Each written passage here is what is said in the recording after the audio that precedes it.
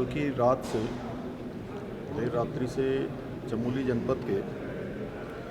4 स्थानों पर अलग अलग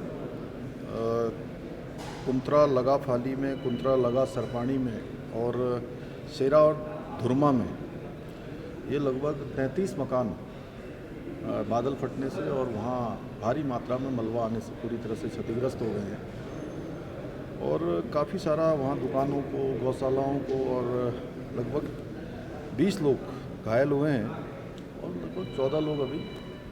लापता हैं और 200 से भी ज़्यादा लोग कल की जो रात की आपदा चमोली जनपद में आई है उससे प्रभावित हुए हैं। वहाँ पर सभी बचाव करने वाले दल पहुँच गए हैं। डीएम एसएसपी प्रातःकाल ही वहाँ के लिए चल दिए थे और भी अन्य जो लोग घायल हैं उनको कुछ लोगों को वहाँ पर अस्पतालों में पहुँचाया गया है और जो गंभीर रूप से घायल हैं उनके लिए क्योंकि मौसम का इंतज़ार कर रहे थे और अभी एक विंडो मिल गई है तो उनको तत्काल वहाँ से एम्स शिफ्ट किया जा रहा है। एक बच्चा भी है जिसके सर में चोट लगी हुई है और अभी भी कुछ लोग वहाँ पर जो घरों में ही फंसे हुए हैं उनको निकाले जाने की कार्रवाई की जा रही है। एनडीआरएफ, एसडीआरएफ, आईटीबीपी और पुलिस के लोग पर्याप्त संख्या में वहाँ पहुँच गए हैं और भी जो लगातार हम लोग अभी यहाँ से डीएम से एसपी से लगातार यहाँ से संपर्क में हैं। वहाँ के स्थानीय लोगों से, वहाँ के विधायक जी भी, गोपाल राम टमटा जी भी प्रातःकाल से इस बचाव कार्य में लगे हुए हैं, अन्य लोग भी लगे हुए हैं। हमारा पूरा प्रयास है कि सभी को सुरक्षित स्थानों पर पहुँचाया जाए और जो देहरादून के आसपास आपदा आई थी जिसके कारण से सड़क मार्ग, बिजली, पानी, तमाम प्रकार के जो मार्ग जो है अवरुद्ध हुए थे उन सभी को रिस्टोर किया जा रहा है। काफ़ी सारा रिस्टोर अभी तक हो चुका है। जो लोग शिविरों में हैं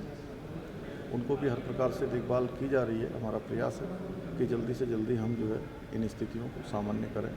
सर, सितंबर लगभग आधा निकल चुका, अभी भी सितंबर को लेकर अनुमान है कि बारिश और जगहों पर होगी, तो जिलों को आपने सभी डीएम्स को अलर्ट करने रहने को कहा गया? सभी पूरे सितंबर माह में पूरे समय अभी तक जब तक हमारा मानसून पूरी तरह से थम नहीं जाता है तब तक सभी जिलों को, सभी आपदा प्रबंधन के लोगों को और एनडीआरएफ, एसडीआरएफ जितने भी एजेंसियां हमारी काम करती हैं सभी को अलर्ट मोड में रखा गया है।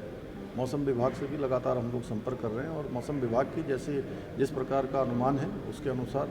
सभी को अलर्ट मोडों में रहने के लिए और नदी, नाले, ऐसे स्थानों पर जो उसके किनारे रहने वाले लोग हैं उन सभी को सुरक्षित स्थानों पर पहले से ही जो है ले जाने के लिए कहा जा चुका है। क्योंकि सर यात्रा अभी माना जाता है कि 15 सितंबर का मौसम ठीक होगा, यात्रा अपने रिदम में आएगी, तो आपकी यात्रियों से अपील बतौर मुख्यमंत्री?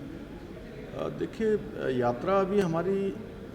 बद्रीनाथ जी की, केदारनाथ जी की, गंगोत्री की और यमुनोत्री की सभी जगह अभी सुचारू रूप से यात्रा चल रही है। लेकिन फिर भी हमारा यात्रियों से कहना है कि अभी जो 4-5 दिन मौसम विभाग के द्वारा और मानसून का जो समय है उसमें मौसम की जो भविष्यवाणी होती है या अनुमान जो किया जाता है उसके अनुरूप ही अपनी यात्रा को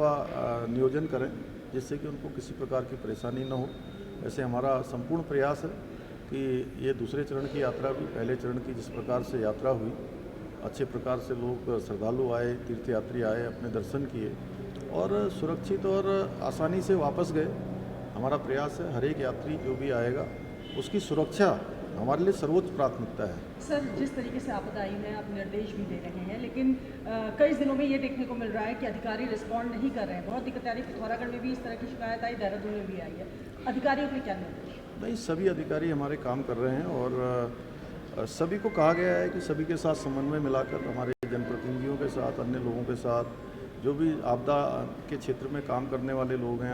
आपदा में सहायता करने वाले हैं, सभी का समन्वय बनाकर काम करेंगे। और आपदा कोई एक किसी का विषय नहीं है, ये हम सभी का विषय है। इसमें कहीं हम लोग अलग अलग नहीं हैं। पूरे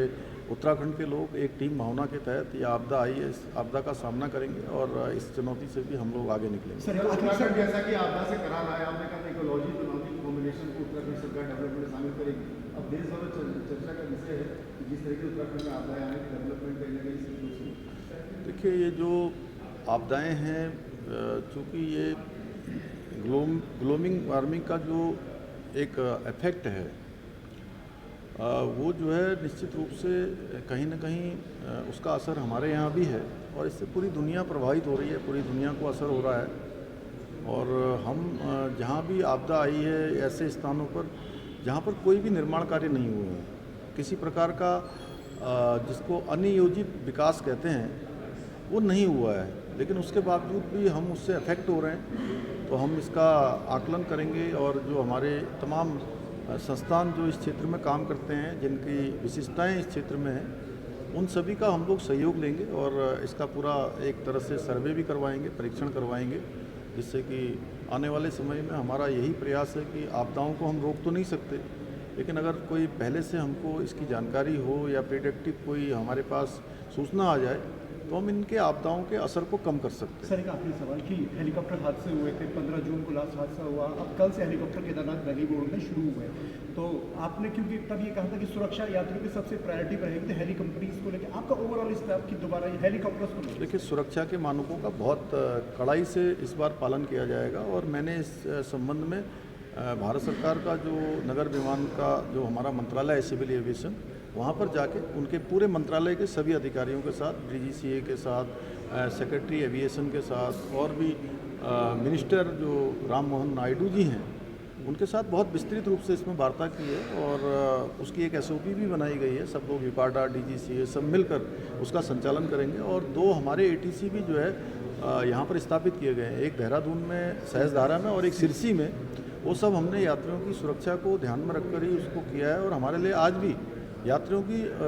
सुरक्षा सर्वोच्च प्राथमिकता है और जो भी संचालन होगा उनकी सुरक्षा को ध्यान में रखकर। Thank you.